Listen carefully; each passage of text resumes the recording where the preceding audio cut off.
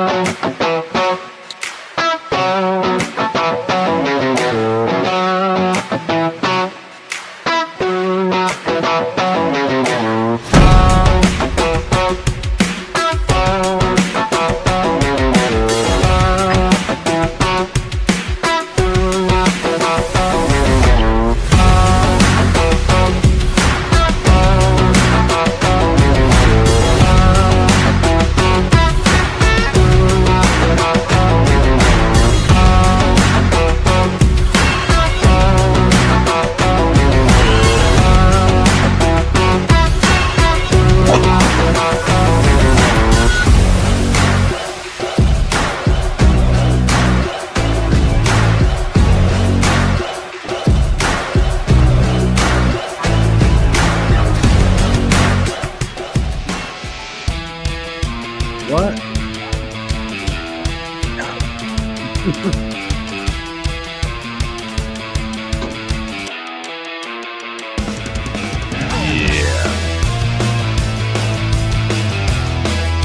Gubby's in the house. Rick Ross. At Pittsfield. Bobby B. Franco Trade in El Fuego. All folks. You haven't already done it. Time that like that.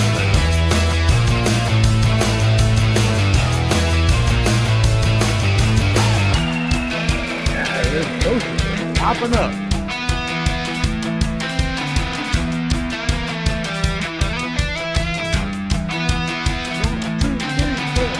Love it.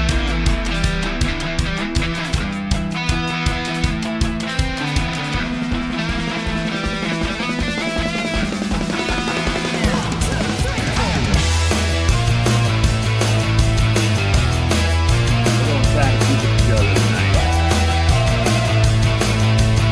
I know, man. Sunday already. You guys are speaking my language. He said he wishes it was till Friday and not already Sunday. Man, I wish this weekend hadn't have been so blasted cold. Oh my god, dude! I wanted to get out. I had several things happening this weekend, and it would have been amazing had it been like 60, 70 or better. But it decided it needed to be in the 30s and the 40s and stuff, and make things difficult. And winter and all that stuff, or fall anyway. Y'all forgive me. I've got my shoulder.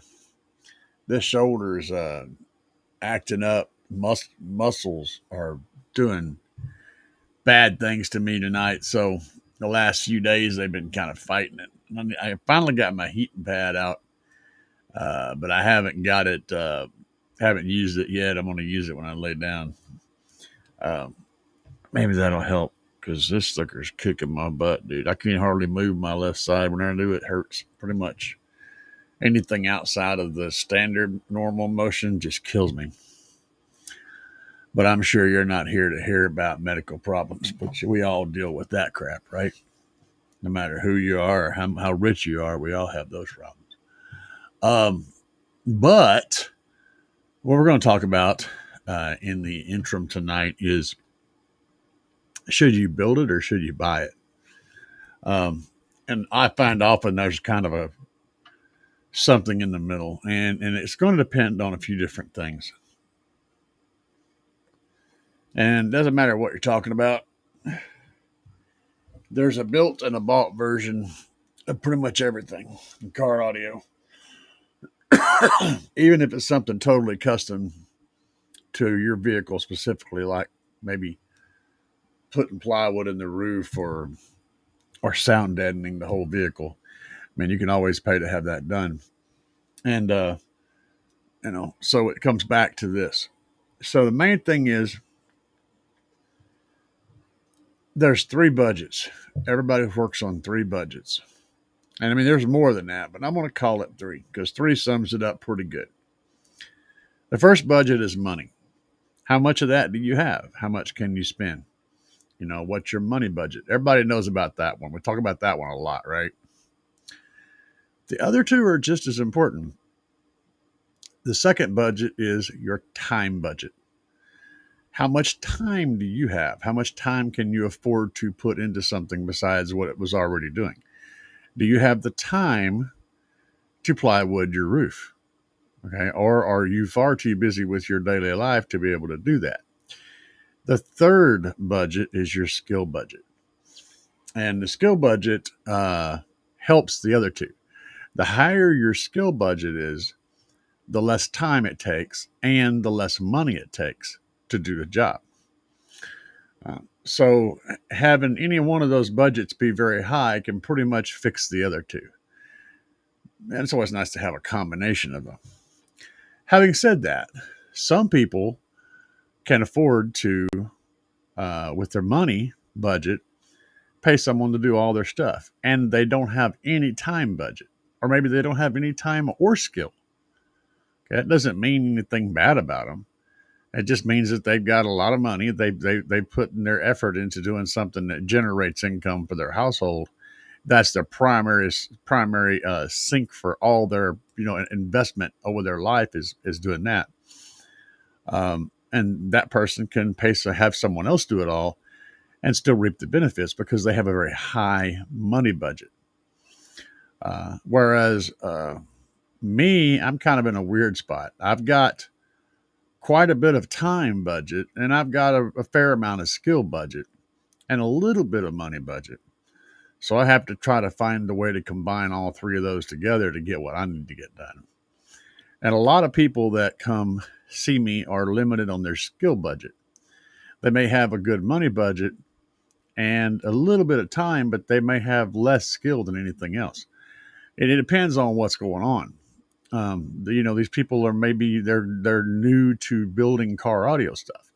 Maybe they're really good with a saw, or maybe they're good with a hammer and they understand how to build stuff. They just don't know how to do car audio stuff, how to design it, or how to implement those tools.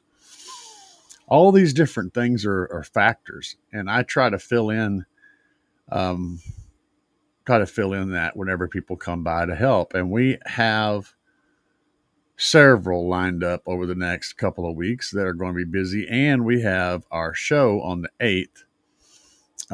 If you guys haven't already, for those of you who weren't here Friday,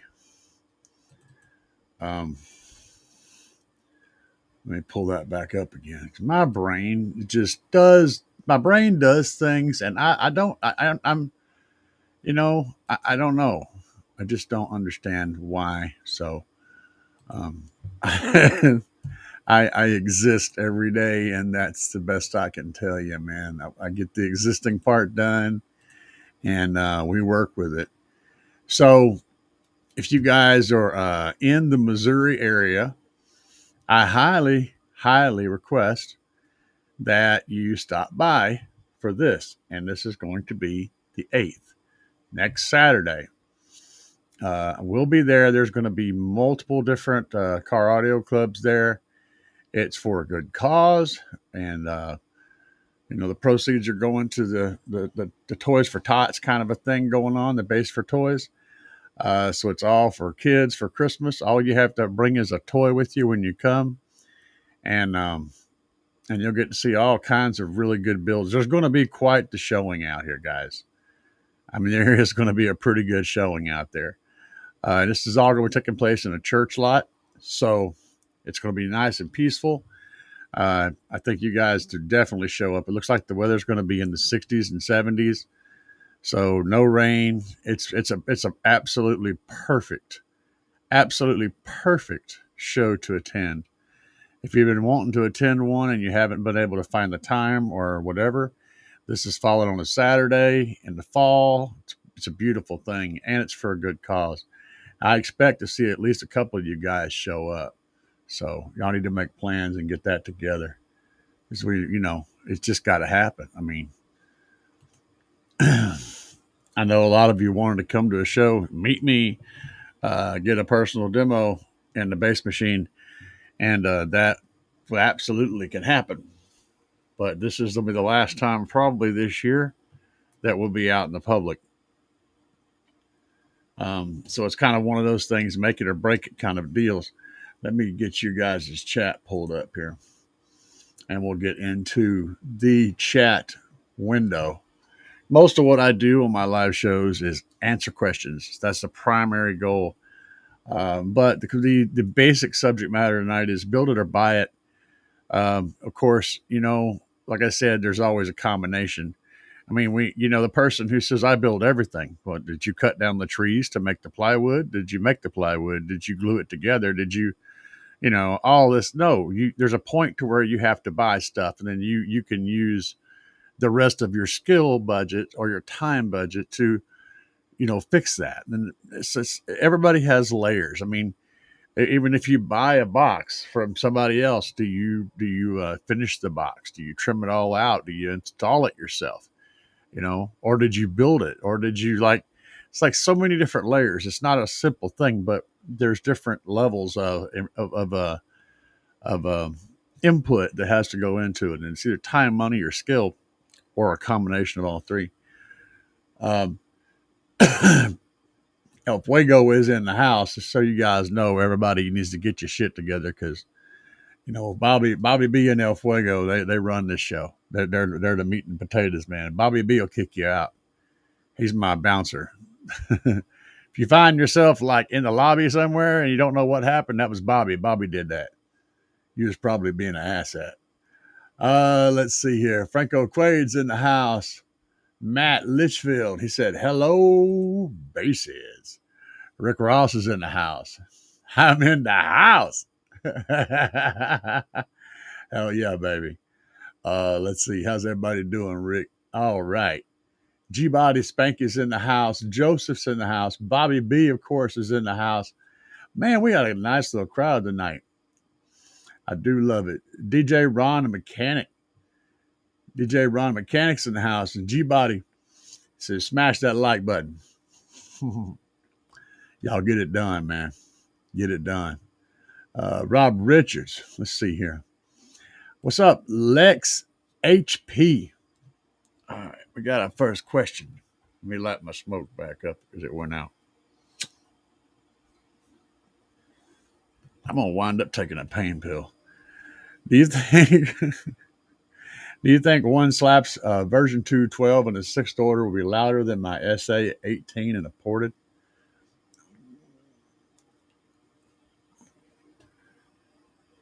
Wow, that's a nasty question. At first, I was like, no. But then I'm like, well, it depends. In this case, it's more about the order and the cone area. I mean, you're comparing a 12 to an 8. Oh, wait a minute. Yeah, you're comparing a 12 to an 18. That's automatically going to be a hit in the cone area department. But at the same time, the sixth order is efficient in certain ways. So it kind of depends on what you're trying to do. Honestly, though, it's not going to be louder than the 18 and a ported. It's not. It's just not. It's going to play lows probably better, depending on how the tuning is. But it's not going to be louder. Unless I don't remember what the SA is. It all depends on power too, because I mean, if you're putting the same amount of power on both, then yeah, I would say the 18 is going to be louder all the way around. But the sixth order may be better for their lows, even though the 18 typically is considered a lowest driver. A sixth order tuned the right way. Of course, they can also be both tuned the right way. There's not a lot of difference in between a Series 6 and a ported flat wall. That's kind of a thing I'm learning as I go. One of the biggest differences is the amount of baffle area you have. So when you go to a Series 6, you've got this shelf back there, right? That you can just put cone area on for a sea of cone area back there. However many drivers you can fit on that baffle. That's going to be the biggest advantage in running a Series 6 over a flat wall is the amount of baffle area you can have, cone area you can install. Um, if you, my humble opinion, if you have a reinforced roof to where it's solid, and you, in both cases, and you have, say, four of the same subs in a ported flat wall or a sixth order, you tune them both back chamber to the same frequency as that port on that ported flat wall. I don't think you're going to gain any SPL with the sixth order. What you will do though is, even in that scenario, what you will do is concentrate all the cones that would normally be behind you into a tighter grouping because they're going to be going through a port instead of playing out into the space. So you may end up feeling more wind because the port is that front chamber, that front port is pushing that air straight into it, concentrating it like a jet engine versus like a fan, right? So you may feel more wind from that, but I don't think it's actually going to be any louder. Uh, anyway, that's that's a whole other subject. So if you guys have any opinion on that, let me know in the comments. We'll talk about it. Let's see here. Hopefully, I answered your question. No, that 18 is going to be louder, right? If all things are equal, power is equal, and everything. Odds are though, you may have a 18 in a box that's too small too. Now maybe while you're looking for something else, you probably don't have nearly enough cubic feet of airspace for your 18. That's a very common problem. Nick H said, "Howdy from Texas." He said, have people, if you don't have people buying and paying for installations, I think we'd have a lot less products out." Yeah, that's true. It's always going to be. I mean, there's always going to be people with a money budget, a high money budget, and a low everything else budget. And I think that the reason that happens is because people who have an extremely high money budget are very hyper focused on whatever it is they do to make their living. That's all encompassing. Like, your medical people and your legal people and um, professionals, like mechanics and stuff that do that put divers, people that have tremendous amount of income tend to have invested a lot of their time and effort into getting to that point. They haven't stopped off anywhere and decided to build car audio stuff. That said, they may still want the benefits, and they can absolutely get them by paying some of us that have stopped off and to do that work. But people that have a lot more time are either retired or have medical issues, like me in both cases. Um, they tend to be lots of time, and also tend to have skill because of the longevity of the lifespan.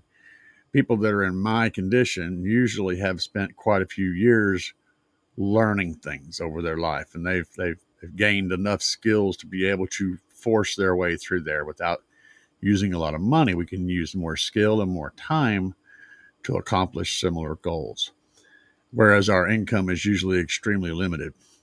You hardly ever get someone who has all three. It just doesn't happen, you know, unless they're like so rich that they don't do anything anymore. Like they just have nothing else to do besides, do stuff, and they decide to learn how to do a physical labor job with $1 billion bank account. It's like it happens, but it's not the common situation. Back when I was driving a truck, I had all the money in the world. I mean, guys, I was bringing home On a bad week, $1,500. On a good week, I was bringing home $2,500, $3,000. Bringing home that much. That's what I put in my pocket after fuel costs and everything. So buying a $1,500 subwoofer didn't even take up my whole paycheck. Buying two of them might kill one paycheck, but I had money stacked up. I was doing good, right? Truck driving pays good. It just costs you in so many other ways. But at that time, I would just, I would piecemeal out my work. I'd get my buddies to the car audio places to, hey, do this for me while I'm gone. They'd have, a week or two because I'd be out and I could just come in, pick my shit up, and it'd be done. It was easy that way. I could get shit done. I had no time, right? I had the skill, but I had no time at all. I'd come in and I wanted to sleep and rest and hang out and not do anything. Um, and so I had all the time taken away, but I had lots of money. And right now I'm completely flip flop. So I'm having to reset my whole brain for that operation. Sometimes it's a matter of motivation too. Yeah, if it really is. Your motivation will overtake a lot of problems. If you've got enough motivation, you can get through pretty much any of the things that you say are stopping you. That's another truth. You can say, well, man, I just can't. I don't have and I don't have this, and I don't have that, and I can't quite do that. Whatever. But motivation is a thing. If you have enough motivation, you'll find that all of those things that's stopping you don't exist anymore. You'll plow right through them and won't even wonder why you even paused to begin with. Um, so yeah. And of course, it can work the other way too. You can have all the experience and all the time in the world and have a little money, but you just don't have the motivation to get up and go do the thing. It's like I tell everybody, man, put one foot out, just take that one foot and take the first step, and you'll be off balance, and you'll have to take another step to catch yourself. And before you know it, the problem's done. It's all done. You're there. Just start falling forward just a little bit, and then you'll just keep right on moving through it, whatever it is. And I've really, really, really used that's how my motivation works. That's how my brain is wired now. I have to force myself to begin, and once I make that initial first thing, that beginning, once I make the hole, or once I do the first cut, once I, take that first step, it's a process. From that point on, I'm a steamroller. So, Rob Richards said, but Harbor Butcher is going there. He's got a sweet truck. Oh yeah, he will be there. He will be there. He's got Dexter lowered. It's slammed. It's on freaking air. It sits on the ground. It's lit up. It's loud as shit. Yeah, it's a really wicked truck. There's going to be a whole lot of really, really cool builds there. You guys definitely want to be there. Cracker said, digging the new track. Thank you. I got a couple of them. I'm working. I'm doing all sorts of things. And Cracker said, Bobby B, awesome folks. Yes, that man, I'm telling you, I got the best people. Bobby B and Fuego and Rick Ross. And there's so many. So many. You guys are so good. Y'all keep me going, man. Rick Ross said, what's the best sound deadener to make the ride quiet? I had the black squishy sound dead on the floor. No, that ain't what goes there. You gotta. It's all about what frequency you're trying to stop, because that's why most people call sound deadener the butyl stuff with the full back, and the reason is that stops low frequencies pretty well. It's what kills low frequencies. So most of what's coming through your floor is going to be low frequency noise, like a brown noise. If you played brown noise on it would sound like going down the highway. Tires hitting the road, exhaust, the wind going under the vehicle, all that stuff. All that kind of noise is pretty low frequency, so you would use a dense material on the floor. You could use that. I can't think of what that stuff's called. Somebody will tell me in chat, because I always forget. But it's the real thick, heavy plastic stuff that you have to melt on with a torch. somebody will put that down there. Just keep an eye out for it. That is a really good choice for that, but it's also extremely difficult to use because you basically have to put fire inside your vehicle for extended periods of time. So it means completely stripping the vehicle out and all that. Not really ideal for most people. However, a good thick butyl-based deadener, something similar to that that's got lots of mass to it, lots of weight to it, is going to be your best choice on the floor. And then once you put that down on the floor, you can go ahead and go over that with a thermal layer. And it's a totally different type of material. It's more like a really lightweight, kind of a quilted looking thing that can go down on there, and that'll stop the thermals and also stop high frequencies. So soft materials are really good at stopping high frequencies. They absorb high frequencies, and then dense, thick materials are really good for absorbing low frequencies. And a lot of sound deadening materials out there will try to incorporate all of these things into one unit. When they do, they're usually extremely expensive. Like the Luxury Liner, for example, is kind of a one-stop shop for killing all the problems, but it's also really expensive. The GP deadener has had the old school GP deadener. I think they still have it. Has similar properties. It has the soft squishy part, and it has the really dense matte, and all of the elements plus that foil actually adds as a thermal layer as well. So having multiple layers of different materials is where it's at, but you want to use the heavy material first, so it's coupled to the metal, and then you layer on top of that with your lighter, fuzzier materials to kill highs and also to kill thermal. But understand that sometimes doing this to your floor is going to increase your SPL and make your shit sound better, or louder rather. Sometimes it has the opposite effect. It's always going to improve the sound quality, but sometimes it will improve the SPL. Sometimes you'll take it away. Sometimes it improves it in one area and takes it away in another. For example, whenever I put my roof brace in, my stripper pole, my low frequency score went down a tiny bit, but my like in the 24 range, 24 to 25, it went down just a little bit, but my 36 hertz score went up. And that's because I stopped the roof from vibrating at that 24 frequency, which is what I was trying to do. Sometimes that helps, but sometimes it hurts. Sometimes the roof is acting like a passive radiator and actually increasing the SPL at that frequency. When I took that out of the equation, that went down. It wasn't a big drop, but it did go down. It was like, down from like 0.5 to 0.2 or something like that. So the point is, it will change all that stuff. And getting rid of those vibrations is good. My roof flexing like it was, I mean, sure, it was acting like a passive radiator, but it was also, my roof was actually acting like a passive radiator. It was jumping up and down. My windshield, which is not a flexible thing, was getting impacted. And all this stuff is only a matter of time before it starts tearing itself apart. So, yeah, we don't need our cabs to be, acting like a speaker.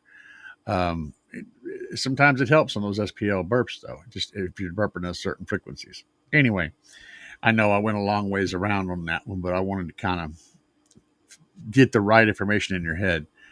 As far as your question goes specifically, anything that's dense and heavy and thick, the GP sound deadener is great. There's plenty of stuff on the market, but you want something that's got lots of mass, and you want to get it on the metal of the floor. Then you can put your squishy stuff on top of that. Let's see here. Yep. W said get the butyl-based deadener. Yep. Not the foam one. Absolutely, W. Thank you. The Hush Mat, yeah. It's not cheap, but that I think, who is it that has the Luxury Liner? That's shit, I can't think who that is now. It's one of the big ones. I just can't remember who it is. Dynamat, I believe it is. Dynamat Pro or something like that. There's other variants of the stuff you can, I'm just telling you about the ones that I know because you can find another company or a generic version that has basically the same thing at half the price. By all means, use that because you're paying a lot for names whenever you're buying this stuff. Look at the material, how dense is it, how thick is it, how heavy it is it, and pick your shit that way. Don't pick it based on a brand name. The brand can steer you in the right direction, but it isn't the be all end all. Let's see here. Mass loaded vinyl is best underneath the carpet for killing road noise. Yep. They have there is like these blankets that go down. They're not even adhesive. They just like a real heavy material that goes under your carpet, like an underlayment, uh, that work really well. But they have their drawbacks too. But usually they're really thick and pretty dense, and maybe hard to get your carpet around them. So you have to figure out where your compromises are and stuff. But yeah, that's a mass loaded vinyl. Think of it like the little lead vest they put on your chest when you go get X-rays of your head. That heavy lead vest. That's kind of a mass loaded vinyl kind of a thing. That's kind of what it is. It's something like that.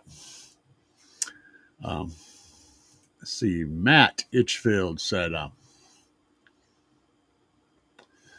chimed in on one live stream asking about the Little Banger 5K. I actually went with the down for sound LTO battery, and I'm actually kind of impressed with the lithium power. Damn, I should have done that sooner. Yeah, for real. You won't be unhappy about going to lithium, man. It's always going to impress you. Um, and there's nothing wrong with the down for sound setup. I just don't know about the quality of it. I know it's a well-known brand and all that, and I'm sure it's fine. I don't push it for a couple of reasons. One is I don't know about what goes into the cell designs, or not the cell design, but cell layouts, the bars, how well they're constructed, and how good the quality control is on them. I don't know those things. And also, um, it's a mass produced product. And I'm not a fan of that. I kind of like a little bit. Anytime I can have more of a boutique experience, I'm always happier with that. And also, Trunk Thunder Lithium supports this channel. So if I'm sending you to go get an apple from one place or an apple from another place, I'm going to usually try to send you to the place that has the apples that support our channel. You follow what I'm saying? It's just that simple. In most cases, the Trunk Thunder Lithium, that whenever you compare somebody else to Trunk Thunder Lithium, Trunk Thunder Lithium is usually, if you get down to the brass tacks, is usually going to outperform the other one. You may be able to get the other one cheaper, and in some cases, that may be what you're looking for. And if it's still up to par, then it's great. But if you're actually comparing product to product, it's pretty rare to find something that's actually going to be a better overall product than Trunk Thunder Lithium batteries. Just saying. But apples to apples, all things level, the playing field completely equal. I'm still going to recommend Trunk Thunder Lithium because, like I said, they support the channel. They support the community. Brandon's a basehead. He's freaking coaching softball and shit, or baseball. He's coaching one of the two. He does this on a daily basis. He's out in the community doing things to help people himself. He's running this business. Him and another guy are running this business by themselves. They're kicking butt and doing awesome things for the community, and they're out there in the community helping. So, I mean, it's just a really, I get a good feeling about it. That's why I like partnering up with these people. But yeah, lithium's always going to be an upgrade electrically, man. Yeah, he caught on. Okay. Let's see here. Jason Ewing, what's up, everybody? Michael Woomer. Good evening, bro. What? Going to buy a couple of the SmackDown V218s. They look great. I would say the SmackDown. I was talking to a buddy of mine. He's itching to buy He's really, really, really itching to buy two 18s. He's gonna have to save up some money to do it, but he's really itching to buy them, and I'm gonna I get him set up to. I've already pre-cleared this through Allen. Um, the 5Ks are literally the perfect amplifier per one 5K per sub for the 18-inch SmackDown, and you will absolutely be floored by the performance of that subwoofer. It's on par with subs that are twice as much as it, pretty much everywhere. The price is going to be twice as much as those guys, and they really, really produce a tremendous amount of bass. So you will be happy. The Gates truck driver never has any time, always on the road. Exactly. You come in for a couple of days, and the last thing you want to do is have to do something. You want to just be lazy. A lot of jobs you spend all week and behind a desk. You want to get out on the weekends and work with your hands, right? Truck driving is completely different. When you come in off the road, you don't want to do nothing. Nothing. You want to be a complete lethargic piece of shit and just crawl into a hole and, interact with people, but in a casual way, and like just crawl in a hole and hibernate. You don't want to do nothing, man. You're so tired, so mentally and physically tired. Um, I wish I could do a wall build. I have a trunk build to do truck build due to needing the room. You could always do what I call the trunk wall, but it does compromise the back seat sometimes. The back seat. There's been ways of getting around that problem, but essentially a trunk wall is a situation where you fire your subs forward in the trunk, but you also completely seal off the cab of the vehicle around the subs from the trunks. I mean, it literally has to be completely sealed off. If you have any air leaks anywhere, it's going to compromise it and it's not going to sound worth a crap. But if you get it completely airtight sealed from the trunk, the front of that box where those subs are, and the port as well, you can create a trunk baffle, a trunk wall. And you can get a lot of the same effects of having a wall, but you've got to have enough room for all that to get through. So you have to have like a big ski port, maybe for the subs to be able to play through. And you got to disassemble the back dash and break it down to where you can get as much of whatever you need to get through there. And then you have to seal that off from the rest of the trunk. It has to all be closed off. So it's a lot of work that goes into that, but you can make it work even with the seats in there. It's just easier with the seats, the back seat. It's easier with the back of the back seats out. Let's see if you fit.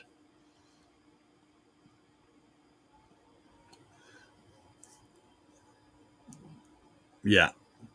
Eric said if you can fit a 15 in that sixth, I'd say yes, but with the 12 sixth order, you'll get more bandwidth, but definitely bandwidth and wind, definitely, but louder. No, I'm not sure about that. Um, yeah, I'll agree with that statement. That's pretty accurate. Cringeware. Did I pronounce that correctly? Yes. Okay. Hey man, it's me, River. Oh, okay. I emailed you about how I lost access to my YouTube account. Yeah, that sucks. I needed to get the email if you could. You want maybe check again. I just so you know, I went through with every single keyword I could think of, and I have like 1,000 emails that stashed, and I couldn't find it in there anywhere. And I also went through and manually checked each individual email for like 300 emails. I dug deep, brother, and I'm terribly sorry that you lost that information, but I cannot find it. I'm sorry.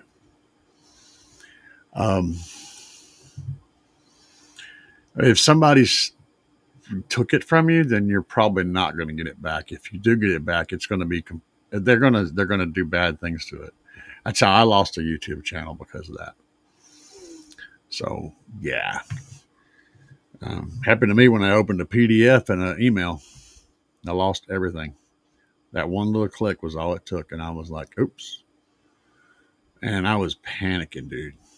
I lost my YouTube channel.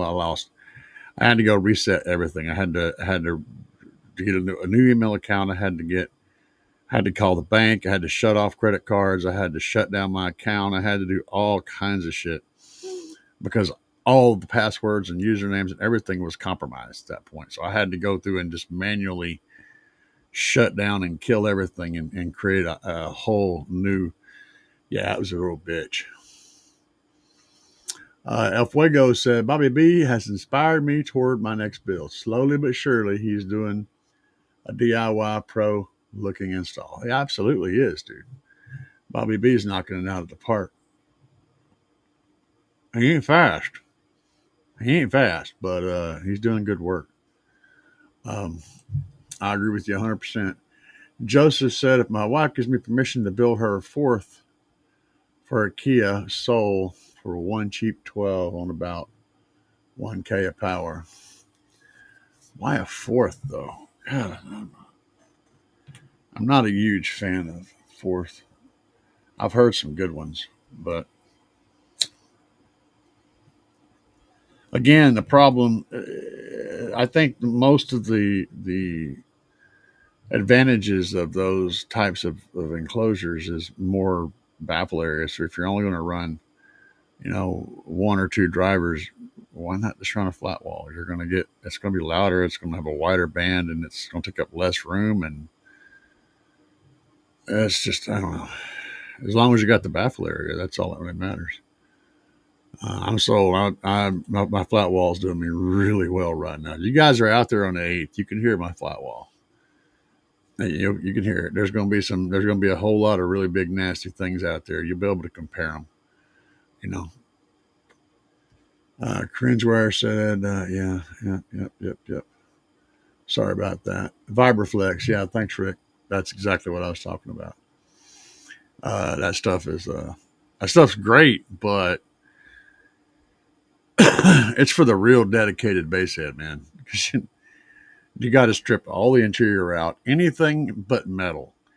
Like everything but sheet metal has to come out. Like everything, wires, cables, plastics, door trims, headliner, everything has to come out of there. There should be nothing in there but metal. And then you basically setting fire to this stuff in the middle of the vehicle. The results are amazing, truly phenomenal. But the amount of effort that goes into it is huge to get that. Um, D. Hermanson, what's up, man? He wants to know if everybody's doing good. El Fuego said, one fire is enough for me. I ain't using a torch to play sound down there. It's not everybody's onto it, man. I get you. I agree 100%. It's just, it's a matter of, again, it's a matter of where your budgets are. You know, I mean, everybody's different. Not one solution solves everyone's problems. Uh, um, that's the unfortunate thing. And D. Hermanson said ice and water barrier. D. Hermanson said ice and water barrier for roof for work for sound deadener. I use it back in the day all the time. Not sure what the hell that is, but it sounds good. Anything with mass that you can stick onto the subset of the floor or make stay put on the floor is going to change the frequency at which it vibrates, which is going to block the noise. See, the thing about, okay, all right, let me talk about sound just a little bit. Because I need to lay, all of this stuff is built upon an understanding of how all this shit works together. Now, let's take a guitar, for example. When you pluck a string on a guitar, it causes on an acoustic guitar we're talking about here, by the way, it causes the whole body to resonate. And that sound escapes out of the hole in the front, usually the front of the box there. Well, when you're building a speaker cabinet, you want the exact opposite. You don't want anything to resonate at all. If it does, it creates sound. Now, the way low frequencies get from one place to another is going through materials, and not through it as in penetrating it, but as in the subwoofer will cause the wall to vibrate, and then the wall will play like a speaker into the next space.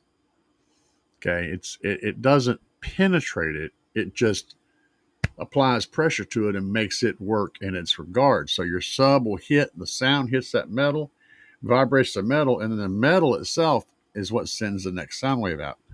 So the trick to stopping that from happening is to change the frequency which that metal will vibrate, or stop it from vibrating entirely. Then when the subwoofer hits it, it'll just go duck, and it won't make a sound going past it. It will literally stop it. If you want to see an example of that, listen to a really loud band inside of a brick building. You won't hear that band at that brick wall. You will when you get to the doors or coming out of windows and places where the sound can get out, but that brick wall is not going to reproduce any bass. It's just going to stop it like hard. Now, we can't really do that in a car.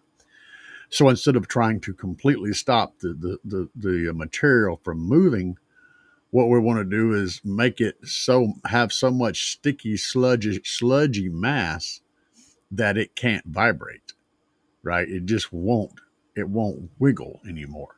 It's just going to go chunk and stop because there's all the springiness is gone. It's got that mass on it that's stuck to everything, and that keeps it from being able to resonate, which makes it a bad subwoofer, which is what you want.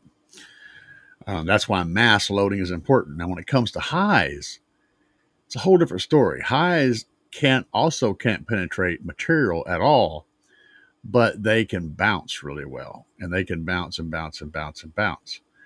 But if you hear a car rolling up, right, and you got the windows up, or and they're bumping, all you're going to hear is the bass, because the bass is turning the whole car into a subwoofer. Literally, the metal, the windows, everything is resonating sound that's being energized by the subwoofers on the inside. So the whole car is a passive radiator, and it's producing sound on its own.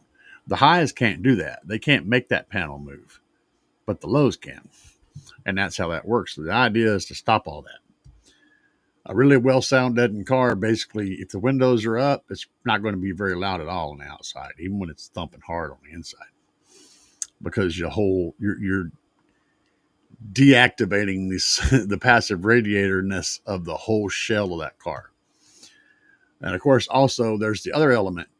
If you're using energy to move body panels, then that energy is not making bass anymore. It's not making sound pressure.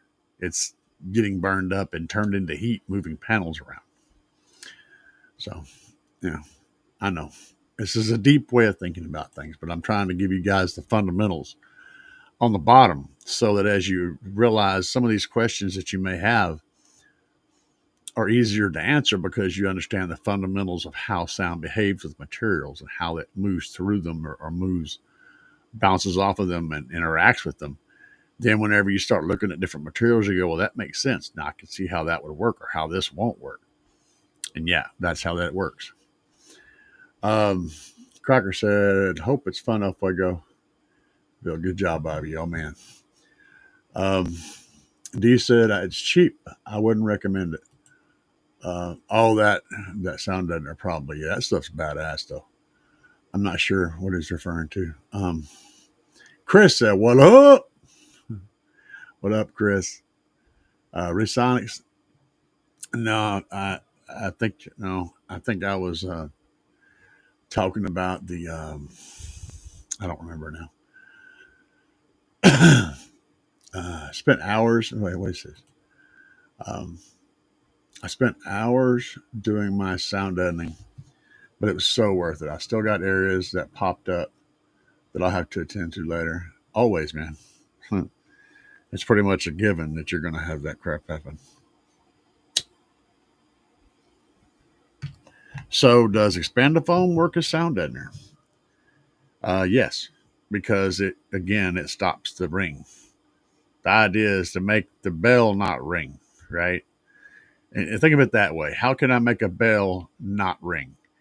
That's what you do to stop the bass from vibrating your panels. Is you make it not ring. You do whatever is necessary to make it not ring. You can glue plywood to a bell and it won't ring anymore, right? Same concept. You can put it in concrete. You could cover it with sound deadener. There's all kinds of ways to do it. But that's what you have to do is make the bell not ring. Yeah, second skin's good. Yeah, I don't know which one, whichever one had the luxury mat. I think it was the kits that what was his name? Steve Mead was using for a long time. Um, I think that was the company that he was using, or it may have been a Car Audio Fabrication, Mark Car Audio Fabrication. I don't remember, but that luxury liner it's good stuff. It's just expensive, as it gives you all the properties. Literally, it's a one-stop shop. You just put it on and it does whatever it is you need to do in that location, but it's not cheap. Not cheap at all. Okay, Chris said, I'll be back shortly doing the meeting. I got you, bro. Thank you. I'm pretty sure that is Chris from the video. From this video. Yeah. So that's our other four, right? Those are the sides.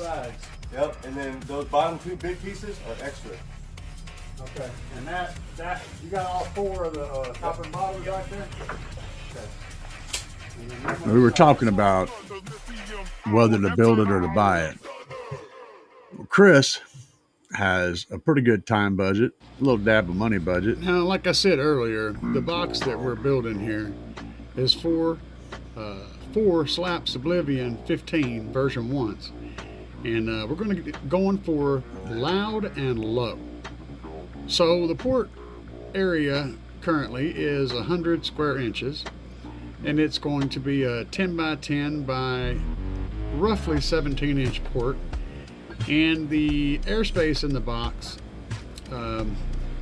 is, I believe, I have to go back and look, it's going to be just over 3 cubic feet, about 3 to 3.25 cubic feet after displacement for the port and the bracing that's going inside. And we're still figuring out the bracing at this point. We haven't decided on exactly the method we're going to use, and we're also still figuring out the port at this point. But right now, what you're seeing is us trim this wood so that it's the right size based on the plans. Now what we don't know is we're actually trimming it too long, so we're going to have to trim it again, at least some of this stuff. And that's just how it goes. I mean, you never know exactly how things are going to plan out until you start. And whenever you get wood cut at a store ahead of time, it's almost always going to be not quite perfect. So unless you're okay with not quite perfect, you might want to get it trimmed as long as possible that you can get in your vehicle and just save the cutting for when you get home. It tends to work out pretty good that way. Now, we jumped into this box because Chris wanted a big old box and he couldn't afford to spend, a couple grand having some professional shop build it for him. He brought a lot of good skills to the game, but they weren't necessarily around car audio. They were just woodworking skills. He was pretty professional. Here we're still cutting, all that, trying to get everything cut to length, and we're also trying to figure out exactly what's going to go where. In the cut sheet that my buddy created for this box, every cut is listed and the assembly is shown, but we're trying to figure out how the wood overlaps on the ends, because that's going to dictate how it all goes together, and it makes things easier in some ways, but also more difficult in some ways. So we got the basic shell of the box together, the 4 sides you see here, and we're putting the end on that's going to contain the port. And what we're doing is we got the port laid in there and screwed with just 2 screws to hold it in place to make it easier to cut. And we're cutting out the actual port opening right now on one of our panels. We're going to do 2 panels side by side, so everything on here is going to be 2 layers thick. And after cutting it, you know, it's a jigsaw, so we went back in there and buffed it out a little bit and straightened it up, made it pretty with the sander. Now we're going to take this panel off and put the other panel on and screw it down, and we're also going to screw down the original, the one we cut. And then we're going to take and draw out that square perfectly, and then we're going to take this panel back off, put the screws back in, and we're going to cut that panel out so that matches as close as we can to the first square. Now we'd be using a router, except my router is a baby router and it's just not capable of handling this thickness of wood. So now that we've got both of them put together, again, temporarily, we're doing a little... Guys, understand that there's better tools for what we're doing than what I currently have. I need a larger router to where I can do stuff like this a lot easier. And probably a table saw, but I don't have anywhere really to put a table saw. I'd have to put it away. It would be sitting outside under the carport here, and you know, so it's, and also I have very limited room up there in front where I can put that, because there's 2 cars that park in this 2-car carport. And that's a thing too, that I have a limited amount of space. That's a budget that I work with. So everything that I have has got to be hand tools and stuff like that. Let's see here. Let's go, Brandon. Let's go, Brandon. Let's go, Brandon. Cringer Wave said, hey, oh yeah, we already did that one, didn't we? Yeah. Okay. I'm falling behind. Things moved a little bit. CB handle. What's my CB handle? My CB handle was Trucker 9000. We didn't use the handle very much anymore. And my era, most of the CB chatter was anonymous. So I was RBX a lot, you know, hey, RBX, you know, that's because that was the company I was driving for. But when I did get into a conversation, sometimes we would go back and forth for hours occasionally, and I went by Trucker 9000. So yeah, 4-inch Cole's a beast. You better believe it. Talking about the Smackdowns. Yeah, they are nasty subs, dude. They really are. I'm going to tell you, the Oblivion version 2s are straight up killer subs, and the Smackdowns are only improving on those in every way. So that's phenomenal. Digging Low said, yo.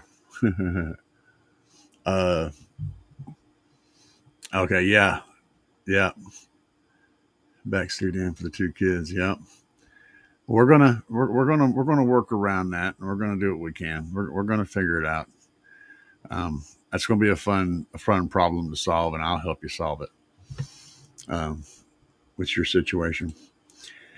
Alfuego said, I'm not planning to wall off my small SUV, but we're sacrificing the rear seats. If there's an advantage to a 4th order or 6th order over a ported enclosure, 412s. If you're gonna wall the trunk like that, you're probably going to be doing something like 2 18s. That'd be my suggestion.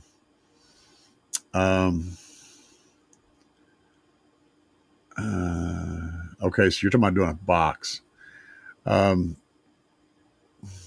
in a small SUV. You're doing like a window line kind of a box.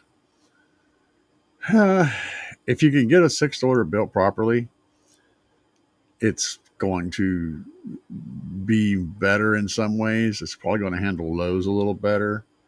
But the trick is getting it built properly. Don't run a 4th. You're not going to like a 4th in there at all. Either run a ported enclosure or a 6th order. And if you can't get a 6th order designed perfectly, from someone who you know can build a good sixth order, then a fourth is going to be far better because you're almost guaranteed to get it at least close enough to sound awesome. The sixth can be messed up real easily. But 412s is going to be tricky in a sixth if you're trying to keep it in a box under the window line kind of a thing. I mean, you can do it like in two subs per chamber on each side and do like a hallway in the middle, kind of like a blow through. If you look at Bass Static 91, his truck, the way his 15s are laid out, a box like that is can work quite well. I think his is a fourth though, if I'm not remember. But anyway, that design can work well in a sixth. Again, you just have to have it designed properly. And if you went with that, you would get a lot out of it. If it's designed right. If it's not designed right, you're going to be way better off with a ported box. But I'd run like 218s. That'd be what I'd be trying to run. Unless you got 412s that you're going to put in there, I'd be looking to run 218s. I love the way 218s sound. Cracker said I have my subs aimed to the back in my everyday driver, and it makes more pressure that way. Yeah, it will, as long as you got lots of sound deadener. Yeah, he said I have a lot of sound deadener and some foam dampening in the rear. Yeah. You can get a lot of pressure out of it. The only thing you have to worry about is the trunk lid bouncing up and down and all the rear panels flexing, especially the one right behind each rear tire. That flat panel on the side, those love to flex. The latch area where the trunk connects, all that piece, those two pieces, the trunk lid and that piece that holds the latch mechanism, those both love to flex. And then the whole trunk lid can bounce up and down. So you got to sound deaden the crap out of it, but you're basically turning a ported enclosure into a sixth order when you put it in a trunk it's really well enforced. It's really well reinforced like that and got lots and lots of deadener in it. You're firing a ported enclosure into a chamber, which is the trunk, and then that front of that trunk coming into the car is the second port. So getting that right is good. But you're creating a quasi sixth order whenever you fire a port and a sub into a trunk area, and then firing it back or whatever, and then pulling it out. And as long as you reinforce everything good, you can get some nasty SPL out of that. Cops just like this. Dubby, what are you talking about? Let me go back and see if I can see what you. Nope. See, I don't see it. Well, maybe you're talking about making it so the sound doesn't get in the car. Yeah, well, screw them. I don't care what they like. I have friends that are cops, and I'll tell them to their face they can fuck off. Stu said, evening, gents. Luxury liner. Yeah, that's it. There you go. Thank you, Stu. That's what I was talking about earlier. Second skin, apparently, but that stuff's really good. If you can get a hold of that and you don't mind spending the money, that's the jam. That's the real jam right there. Really good stuff. And that, like I said, that GP stuff is amazing. It's like, I think it's like a $40 a sheet or something like that. It's ridiculously expensive, but it's really good stuff. Like, it's game-changing stuff. Troy said, I always think it's going a lot louder when I get in the car. Going to be a lot louder. It's going a lot louder when I get in the car, but then I realized the GP sound deadener works really good. Yeah, that's the funny thing about Troy's car is, it's loud as shit, and then but when you have the doors closed and the windows up, it's quiet because there's so much deadener in that car. That's the one we're working on, guys. If you are currently subscribed to the channel, you'll be seeing those videos pop up. And I'm a half of a face right. I'm half the man I used to be. Half the man I used to be.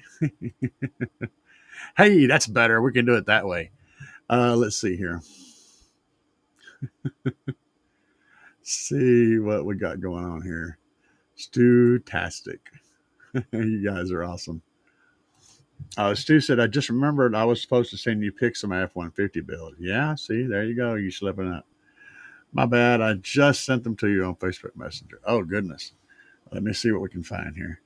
At some point, I feel like it's better to try and brace panels versus stacking deadener. Yes, I said that. A plywood and PL3 is pretty amazing for making a panel very stiff. Let's see what we can find. I got a bunch of messages. People have been messaging me like crazy. There we are. That's what I'm looking for. That's the one. Oh yeah. I got people messaging me about other stuff. Let's see. Okay. I see it down there. That looks good. We'll whip that out. All right. Let me switch the. Let me see if I can make this work. That's not what we're looking for. But guys, do remember, come here, take a screenshot, pick a picture with your phone on the 8th, next Saturday. There we go. Pay attention. This North Farm Road, Fairgrove, Missouri, 10 to 3.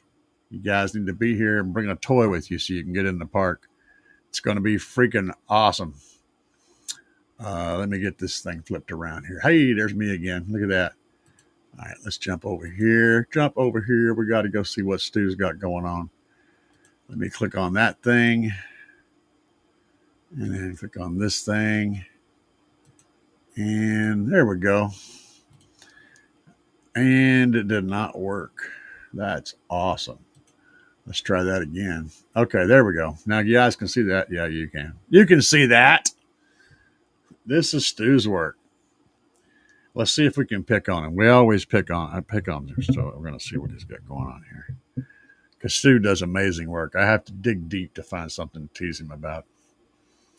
Got great pictures too. The wiring looks really, really good. I like the twisted wiring here. You could use 9-wire here, by the way. I know I'd find something. That's what you need. You can get 9-wire in the same color as this and use it here. But that twisted wire looks really good. Looks really, really good. So I'm not dumping on you. I'm just pointing out something. And this is, I don't know what this is. We're going to skip past. This is complicated. I'm trying to figure out what this is. Maybe it's crossover points. I do not know. Oh no, he's doing some kind of. It's going to do some kind of LED dancing light thing. That's what this is. Okay. Yeah. It's a little one of them things. He's working on this. He's custom building that thing. That's cool. Wait, there's a video. What's it going to be? What's it going to be? See, look at this. He's cheating. He's not drilling holes with a drill. He's using this thing. He's a cheater. Stu,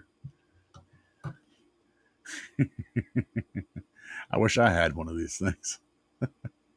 There's so many problems that can be solved with that. Oh, wait a minute. That's me. Holy crap. We went backwards. Oh wait, no, that's Stu there. That's one of his builds. We're going off. I need to see what I can do here. Let me flip this thing. I don't know what I'm doing. I never know what I'm doing. But I know I think I missed. Oh no, he has several pictures of that one. So yeah, I'm going to pick on you some more, Stu. I don't like running the RCAs along the power wires. It looks neat, and it probably doesn't put any noise in the system. I just have an aversion to it. If I had my druthers, I would have pulled them over and ran them with these wires. But it still looks good. It's an excellent looking install. So yeah, I picked on Stu today. Always going to pick on you, man. I'm just going to point out any little thing that I think. And it's hard because if somebody does a really good job of installing something, finding something to correct is difficult. There's always something. I mean, I've got a million things on my vehicle that you guys could point out that are all 100%, shortcomings of perfection. There's a million,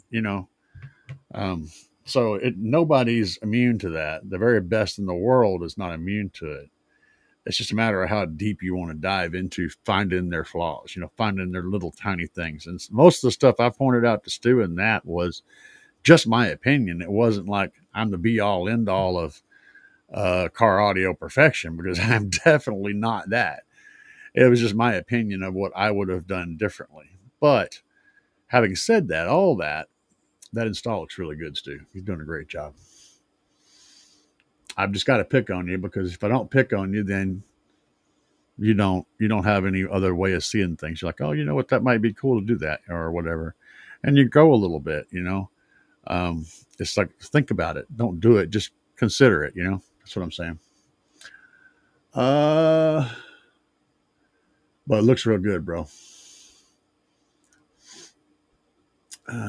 Going to order GP sound deadening. I do the big 3 upgrade on my car. Yeah, you won't be displeased with the GP stuff. It's really good stuff. But you're gonna have a little sticker shock whenever you go to order it. That's the unfortunate truth. Oh yeah, he does. He does for sure. I agree. Troy said he'll be there. I know Troy's going to be there. I see some specks of dust in the black vinyl. 10 points for Stu. Yeah, there is. It's got a few little pieces of dust in there, man. You should have got that vacuum, dude, and the Windex, and freaking,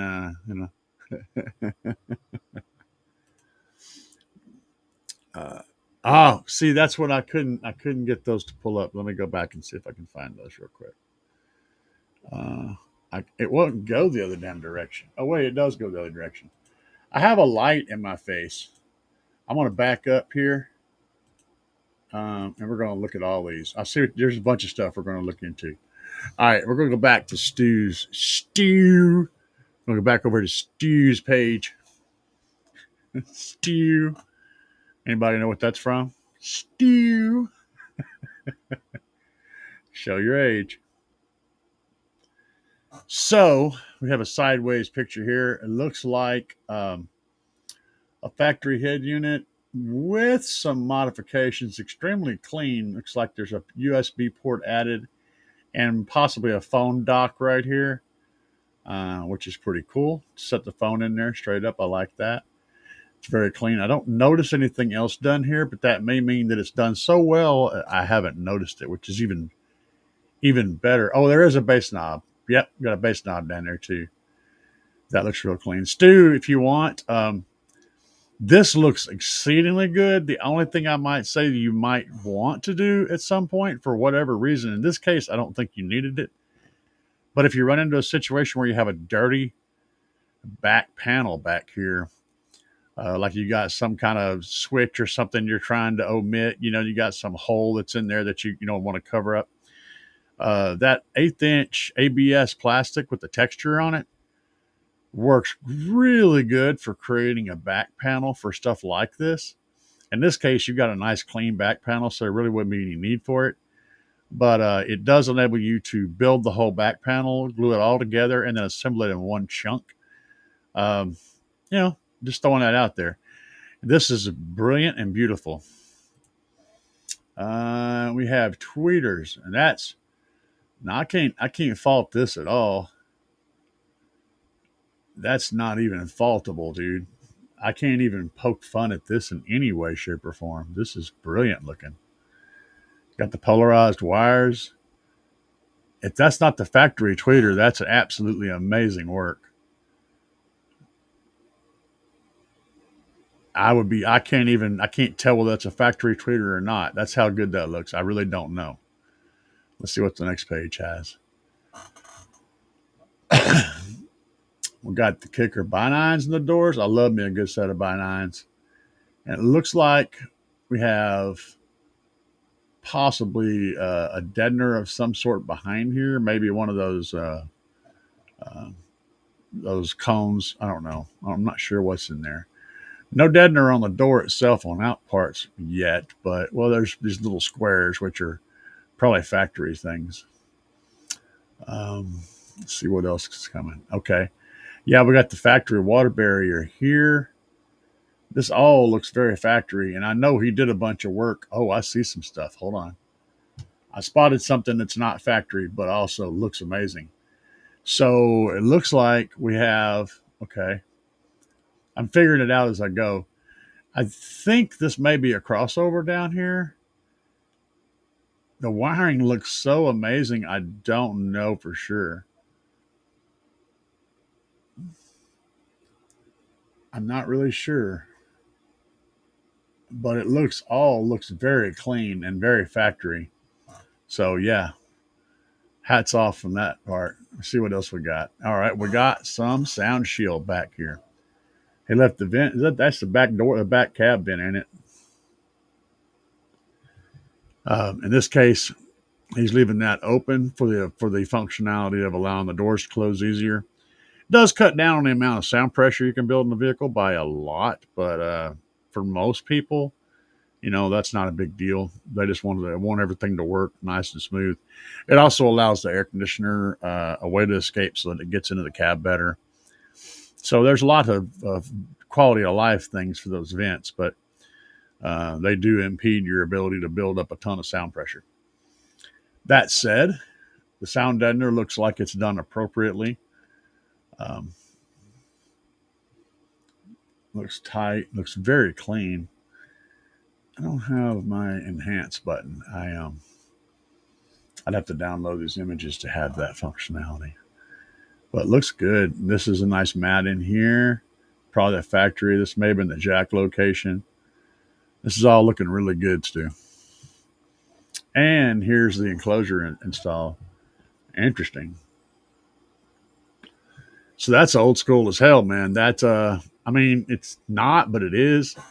The original Stillwater design was a subwoofer and a radiator in the same box. It was basically half of this.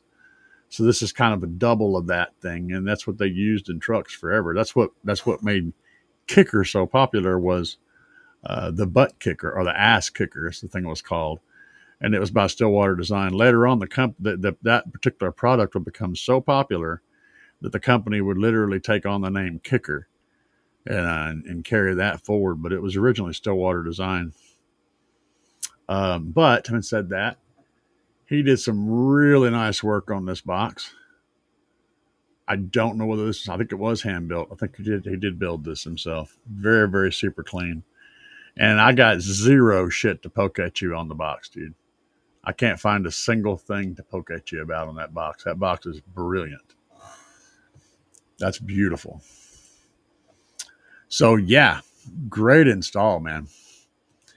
I can't even try to. I had to dig, and the only things that I'm pointing out is stuff that could have been done differently, not that could have been done better.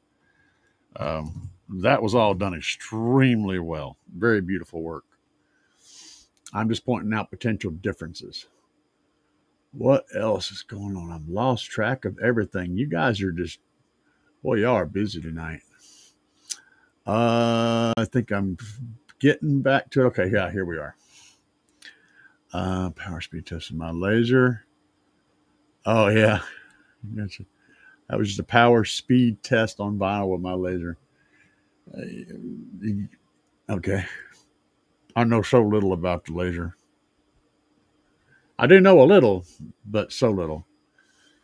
Car audio seeker. How well would 6 of the Slaps Oblivion 15s and a C-Pillar 6 be on 3 Shock 8Ks? That would be a nasty, absolutely brutal setup.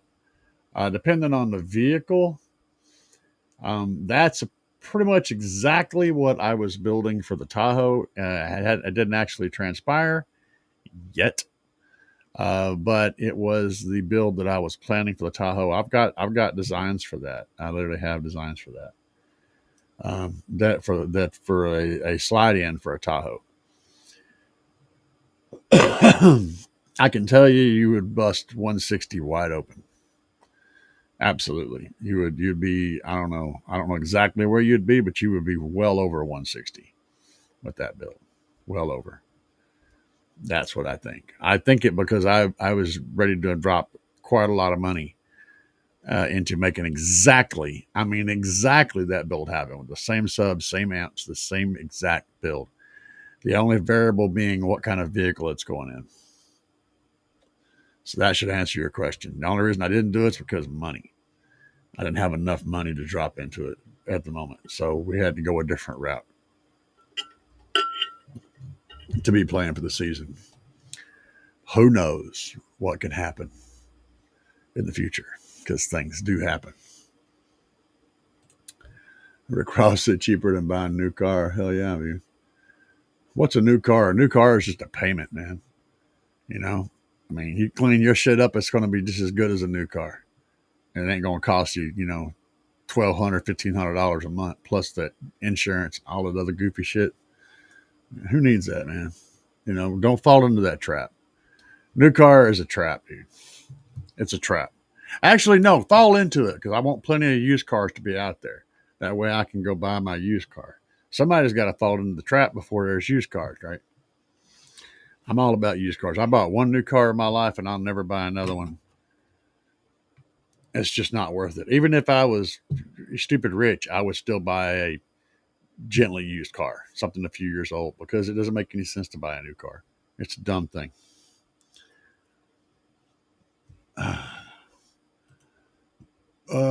Chris said, I got 4 slaps in the back of Iron Maiden. Oh, yeah. I know you do. Yeah, that's Chris. I told you who he is.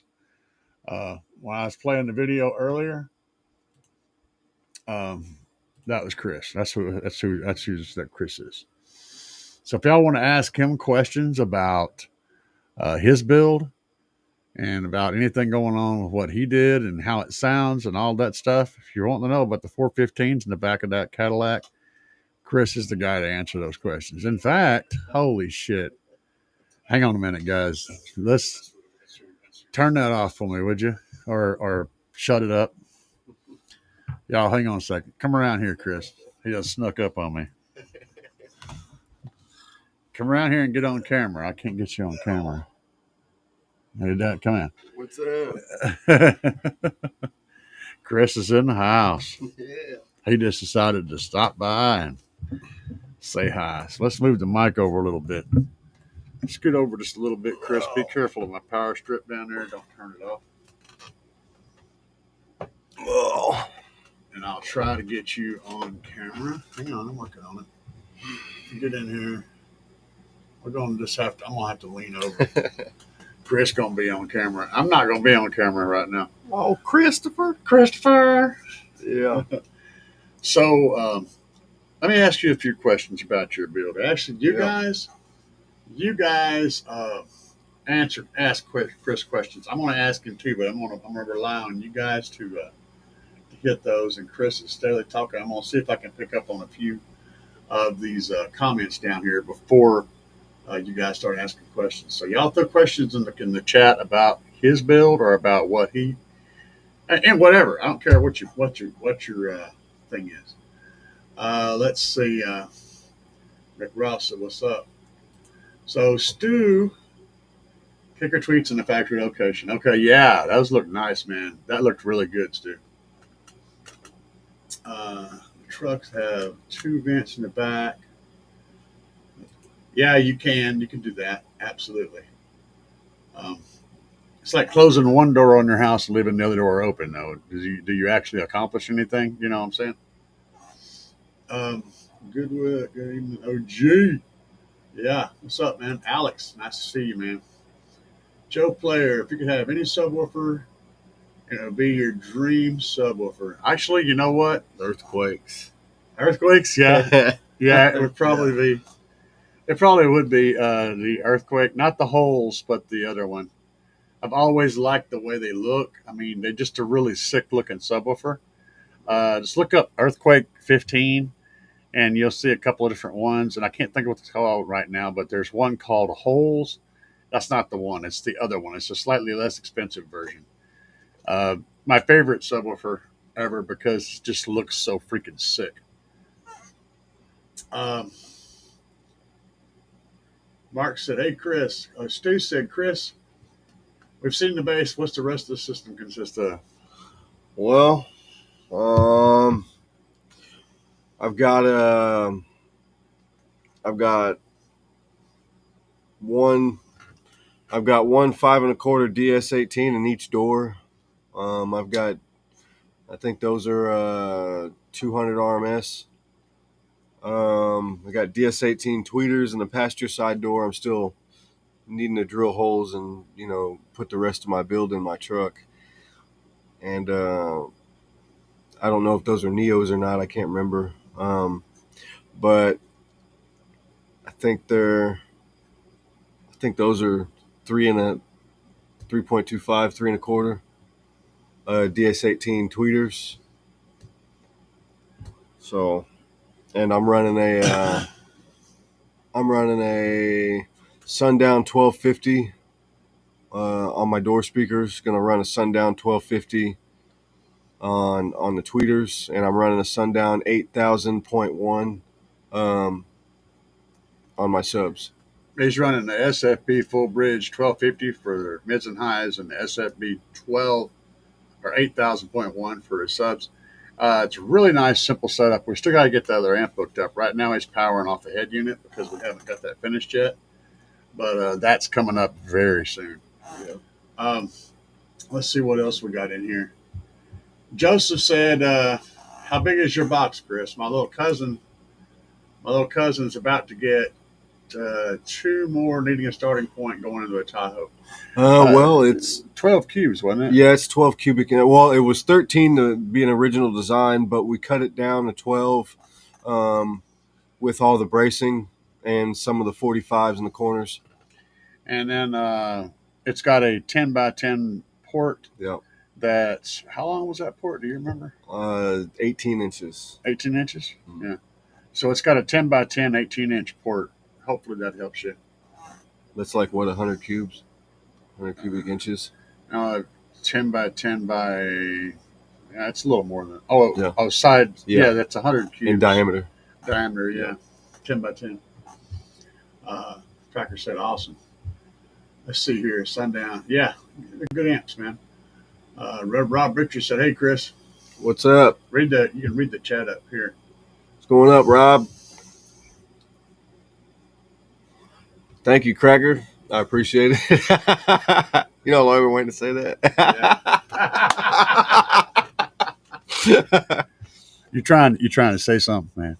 Well, no. Are you trying to imply? Well, last time you told me I was some kind of Heinz 57, and I tried to tell you, I've got nothing to do with the mustard, man, but I'm all the ketchup. You know what I'm saying? It's all the ketchup. Man, you know we don't like your type around here. Mm-hmm, that's not what I heard. That's not what I heard. Guys, y'all really missing out by not being able to hang out with us.